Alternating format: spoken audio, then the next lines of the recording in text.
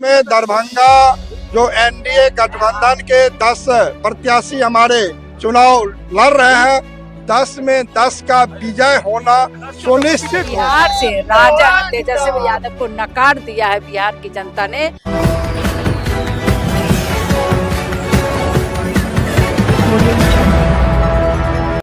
गोपाल जी एक मिनट, गोपाल जी एक मिनट, गोपाल जी एक मिनट हम बता दें। देखिए, और काफी समर्थकों के बीच आप गिर गए हैं इस तरह कि लगता है कि बहुत ज्यादा गर्म हो गया है। निश्चित रूप से देश के यशस्वी गृह मंत्री, देश के हमारे नव भारत के लौह पुरुष आदरणीय अमित भाई शाह जी का आज इस बेला पहाड़ी हाई स्कूल मैदान में एनडीए का कार्यक्रम हुआ है, ऐतिहासिक कार्यक्रम हुआ है।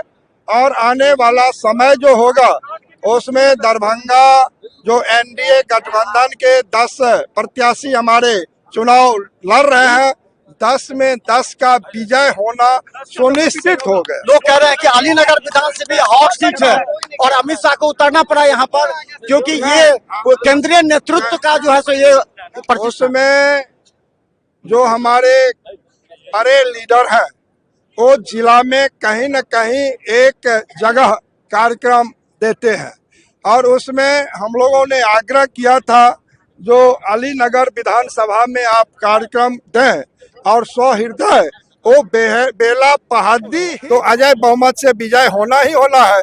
10 में 10 सीट हम जीतेंगे। पप्पू सिंह का क्या स्थिति? वो कार्यक्रम का प्रभारी थे, यहाँ पर लगे हुए हैं। तो चलिए हम बता दें कि पप्पू सिंह के भी हैं और यहाँ बता दें कि हमारे साथ सांसद धर्मशिला गुप्ता भी हैं और बता दें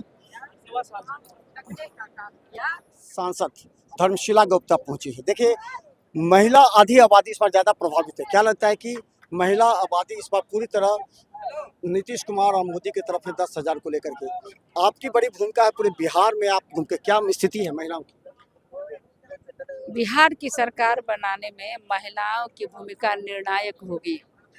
पहले भी जब सरकार बनी तो महिलाओं का वोट 10% पुरुषों की अपेक्षा अधिक था और इस बार 33% वोट महिलाओं का पुरुषों की अपेक्षा अधिक रहेगा।